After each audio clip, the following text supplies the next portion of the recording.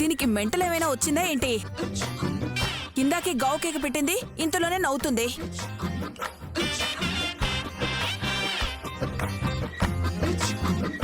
Shock కొట్టాక నవ్వురాదే. మూర్చొస్తుంది. నాకెందుకు వస్తుంది విశాల్ మూర్ఛ?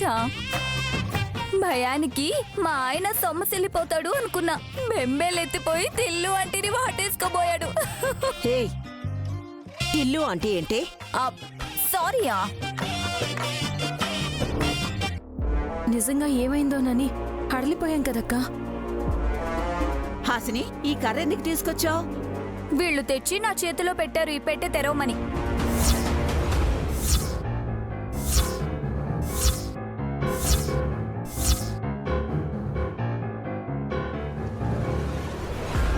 హాసిని, పొరపాటున దాన్ని తాకినా ఈ కర్ర కాలిపోయేది.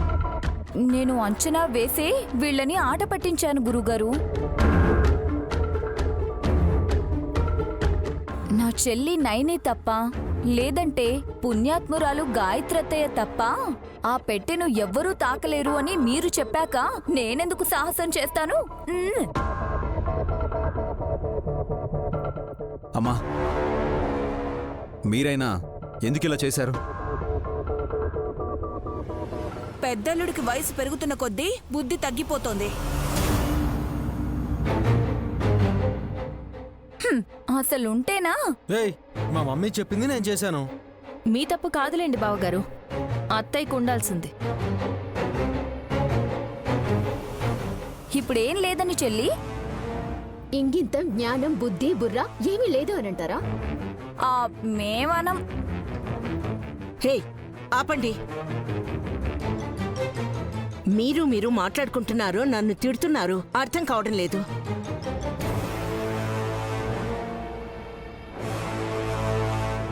గురువుగారు,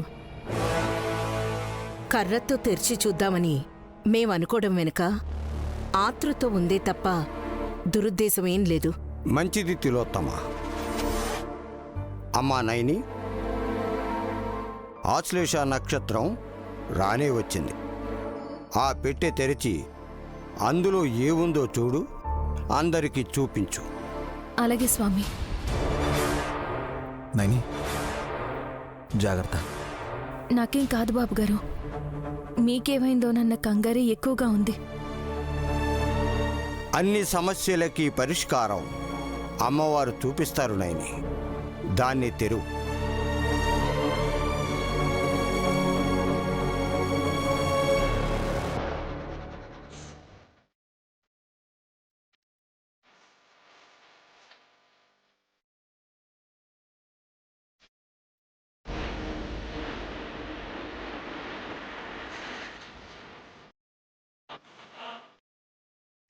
ఆ పెట్టె తెరువునైని.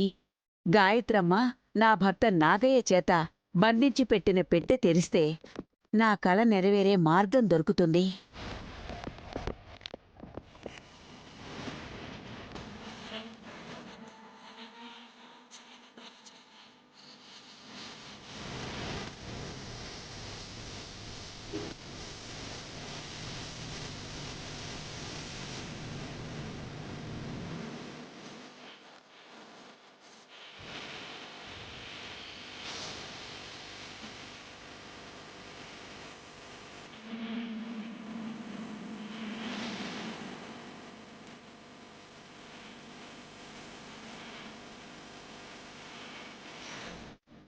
ఏముంది?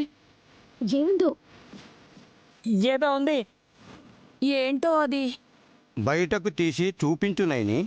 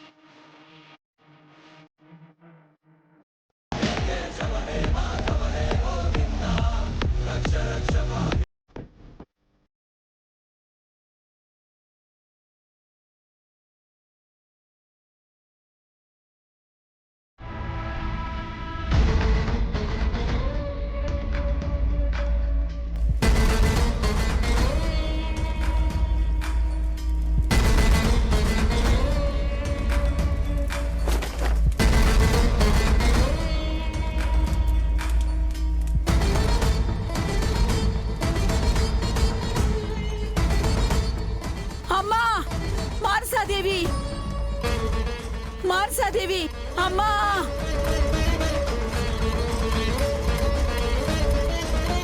ఎందుకు ఇలా అరుస్తుంది పెద్ద పుట్టమ్మా?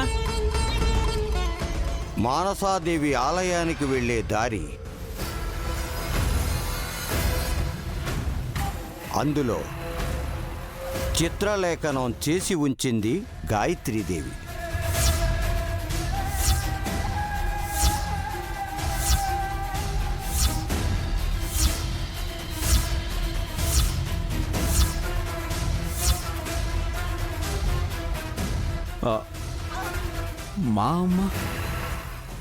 మా అమ్మ వేసిన బొమ్మలా ఇవి.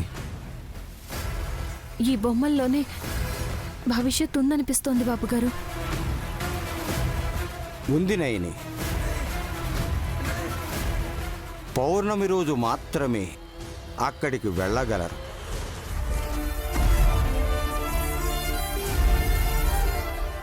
మానసాదేవి ఆలయం సమీపానికి వెళ్ళాక అంతరాయం అడ్డంకులు ఉంటాయి.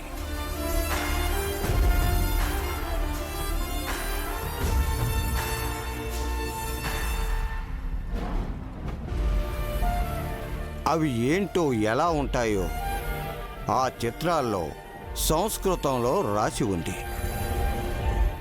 మా అమ్మకి సంస్కృతం వచ్చు గురువుగారు. చెల్లి తెలుగు ఇంగ్లీష్ చదవగలదు. మేము కూడా అంతే. ఆ గుడికి ఎందుకు వెళ్ళాలి గురువుగారు? పంచకమణి కోసం.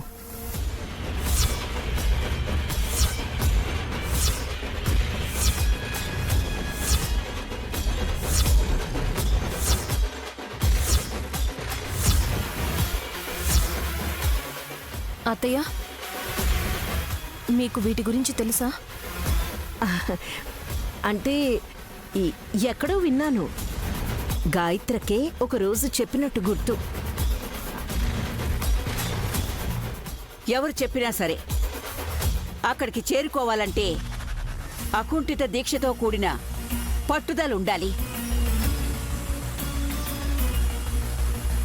ఆ పంచకమణి ఎంత విలువ చేస్తుంది? దాని రేట్ చెప్తే గాని నువ్వు భోంచేయవనుకుంటా. విలువ కట్టలేం సుమన.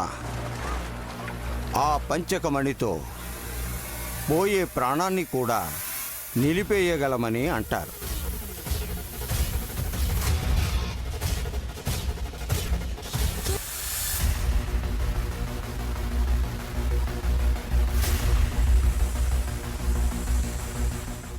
అంతటి మహత్తరమైన శక్తి గల మణితో నా చేతికైన గాయాన్ని సులువుగా మాన్పించచ్చు కదా గురువుగారు? అందులో అనుమానమే లేదు. వెంటనే తెచ్చేసుకుంటే అదేమైనా పక్కనుందా ఆటోలో వెళ్ళి తీసుకురావడానికి? చిత్రాలున్నాయి కానీ ఎలా వెళ్ళాలో అర్థం కాదు. నయని, గాయత్రీదేవి చేత చదివించి తెలుసుకోగలగాలి. అంతవరకు వాటిని జాగ్రత్తగా చూసుకో. తప్పకుండా స్వామి.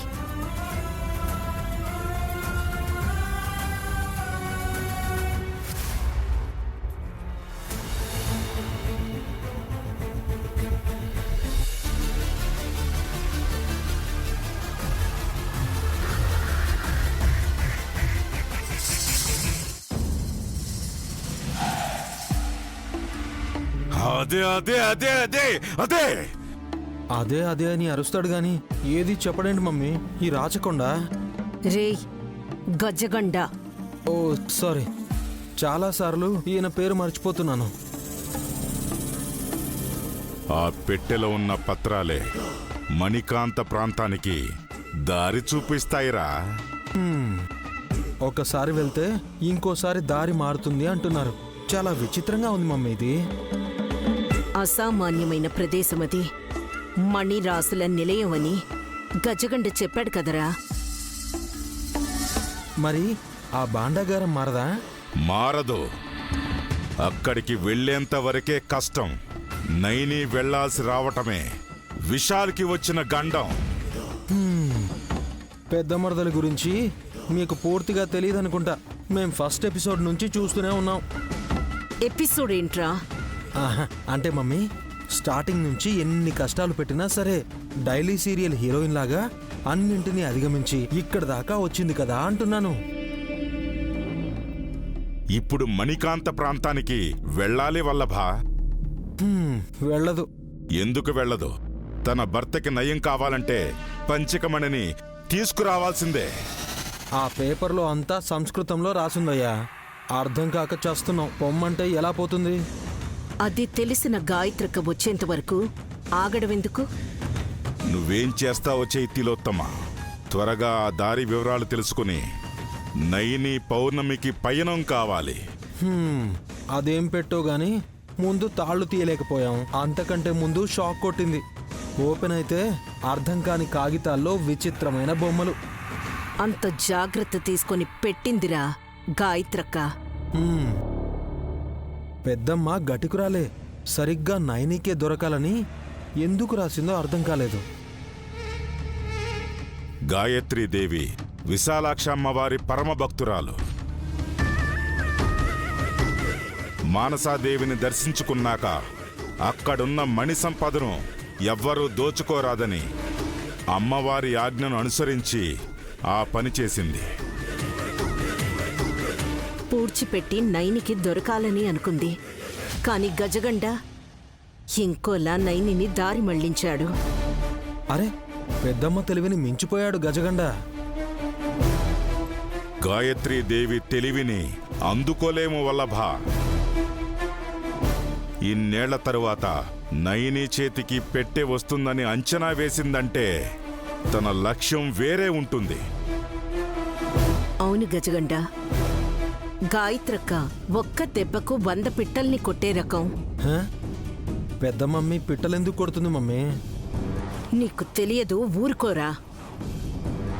అక్క ఆలోచన అంత శక్తివంతం అంటున్నా. తన గురించి ఆలోచిస్తే మీ శక్తి సన్నగిల్లుతుంది. ముందు ఆ దారేంటో తెలుసుకునే దారి చూడండి. రేపొద్దున్నే తెలుస్తుంది గజగండ.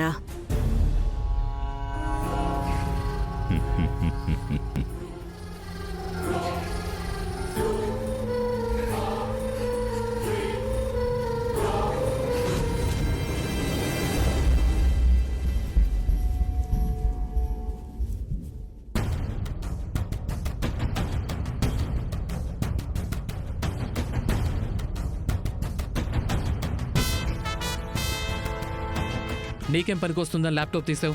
సినిమాలు చూస్తుంటే పాడవుతుంది. ఇటువు. నేనేమీ సినిమాలు చూడట్లేదండి, సంస్కృతం నేర్చుకుంటున్నాను. ఏంటి? సంస్కృతం. ఇంటర్నెట్ అందుబాటులో ఉండటం వల్ల ప్రపంచ భాషలన్నీ సులువుగా నేర్చుకోవచ్చు. ఇప్పుడు అర్జెంటుగా సంస్కృతం నేర్చుకుని ఆ పెట్టె మీద పడిపోదామనా? పడిపోతే షాక్ కొట్టేదు. మరెందుకు ఆ ప్రయాస?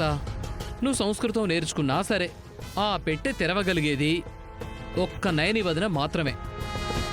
మా అక్కకు అదృష్టం వల్ల వరించుండొచ్చు, కానీ అవకాశం ఆలోచన ఉంటే నేనైనా సరే చెయ్యి కాలకుండా దాన్ని ఓపెన్ చేయగలనన్న నమ్మకం ఉంది. గట్టిగా ట్రై చెయ్యి. షాక్ కొట్టిపోతే పీడపోయింది అనుకుంటాను. అంత తేలిగ్గా నేను పాడెక్కనండోయ్. మానసాదేవి గుడికి వెళ్ళి అక్కడుండే నీటి దీపాన్ని వెలిగించాలి కదా. నాకు తెలియని విషయాలు కూడా నీకెలా తెలుసు? ఎవరు చెప్పారు? ఇదేంటి ఇలా మాట్లాడేశాను? పెద్ద పుట్టమ్మ చెప్పిందనంటే నేనేదో గూడు పుట్టాన్ని నడుపుతున్నాను అనుకుంటారు. చెప్పు సుమనా, ఈ విషయాలన్నీ నీకెవరు చెప్పారు? ఆ బొమ్మను చూస్తే అర్థం కాదా చెప్పండి? 3 డిగ్రీలు చేసిన నాకే అర్థం కాలేదు. ఇంటర్ కూడా పూర్తి చేయ నీకెలా అర్థం అవుతుందే? పిచ్చి పిచ్చిగా ఊహించుకొని ఏ దారిన పడితే ఆ దారిన వెళ్ళిపోకు. గల్లంతైపోతావు. ఆ మణి కనుక నాకు దక్కిందంటే అష్టైశ్వర్యాలొస్తాయి. అప్పుడు నేను మహర్జాతకురాలవుతాను. మా అక్కకే 1 కోటి రూపాయలు టిప్పిచ్చేస్తాను. చెప్పింది అర్థమైందా? లేకపోతే ఇంకేదైనా కొత్తగా ఆలోచిస్తున్నావా? ఈ విషయంలో మీరెందుకు ఆలోచించలేదని ఆలోచిస్తున్నాను. నీ మొహంలో అర్థం కానట్టు చెప్పకు. పెట్టెలో నుండి బయటపడ్డ బొమ్మల్ని చూశారు కదా. సంస్కృతం తెలిసిన వాళ్ళెవరైనా ఉంటే తీసుకొచ్చి చదివిస్తే అందులో మీకు కూడా వాటా దొరుకుతుంది కదా. ఏమొస్తుందని వాట అడగాలి? అబ్బా, ఏది దొరికితే అదండి. ఆశపడాలి కానీ అన్నింట్లో ఒక చెయ్యి వేయొచ్చు. చేతులు కాలాక ఆకులు పట్టుకునే టైప్ కాదు నేను. ఆరోగ్యంగా హాయిగా ఉన్నాను. ఇంకేదో లేనిది కావాలని ఆశపడి ఉన్నదాన్ని దూరం చేసుకోలేను. మీరేం మా అక్క ఆస్తులు అడగాల్సిన అవసరం లేదండి. అదృష్టాన్ని పరీక్షించుకోమంటున్నాను. నిన్ను చేసుకోవడంతోనే దురదృష్టవంతుని అయిపోయాను. మళ్ళీ మళ్ళీ పరీక్షలెందుకు? సర్లేండి, నేనే పరీక్షించుకుంటాను. అదృష్టం కాదే, బ్రెయిన్ టెస్ట్ చేయించుకో. ఉందా పోయిందా అని. అసలుకే లేదు అంటే ఇంకే గొడవ లేదు.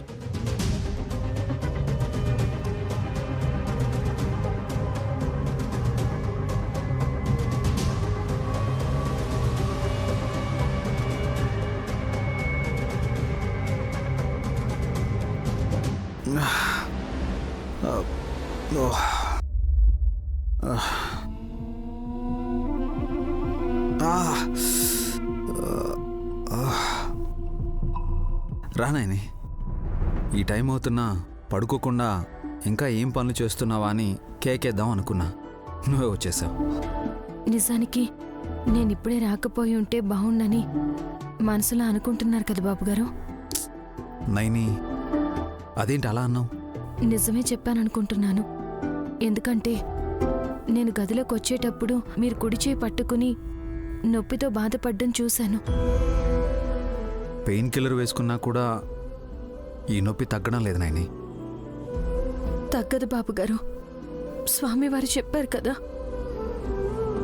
మీకు తేలు కుట్టడం దగ్గర నుంచి పెట్టెలో బొమ్మలు గీసి ఉండడం వరకు ఇదంతా విధిరాత అని. నైని, ఆ పెట్టెని మా అమ్మే ఆ గుడి దగ్గర పాతిపెట్టిందని స్వామీజీ చెప్పారు, విన్నావా? అవును బాబుగారు. అమ్మగారు ఏ పని చేసినా భవిష్యత్తు తరాలకి ఉపయోగపడేలా ఉంటుంది. కానీ ఈ పెట్టె విషయంలో కన్న కొడుకే ఇలా జరిగిందని అమ్మగారి ఆత్మకు తెలిసినా ఎంత నొచ్చుకుంటారో కదా. లేదు నైని, అమ్మ ఆశయం ఉద్దేశం ఏదో ఉండే ఉంటుంది. అదేంటో మనం తెలుసుకోవాలి. సంస్కృతం తెలిసిన వారే చదవగలరని చెప్పారు కదా బాబుగారు. స్వామీజీ వారికి వచ్చాము, అడగాలి మనం. అడిగాను. అయితే అరకొరగా వచ్చి ఒకదానికి బదులు ఇంకొక అర్థం వచ్చేలా చెప్తే లేని సమస్యకి శ్రీకారం చుట్టినట్టు అవుతుందని చెప్పారు. బాబుగారు, బాబుగారు, నైని, సడన్గా నొప్పి ఎక్కువై మళ్ళీ అంతలోనే తగ్గిపోతుంది. మీరు కూర్చోండి.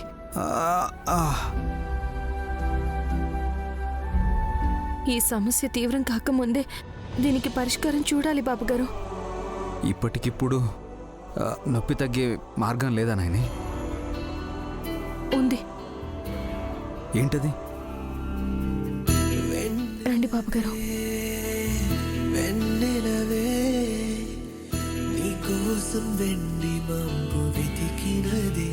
మిమ్మల్ని ఇలా చూస్తుంటే నాకేమనిపిస్తుందో తెలుసా బాబుగారు? ఏమనిపిస్తుంది? నాకు బాబు పుడితే ఈ బాబుగారిలా తొందరపడి ఏదో ఒక గాయం చేసుకుని అమ్మా దెబ్బ తగిలింది చూడు అని మారం చేస్తాడేమో అనిపిస్తుంది.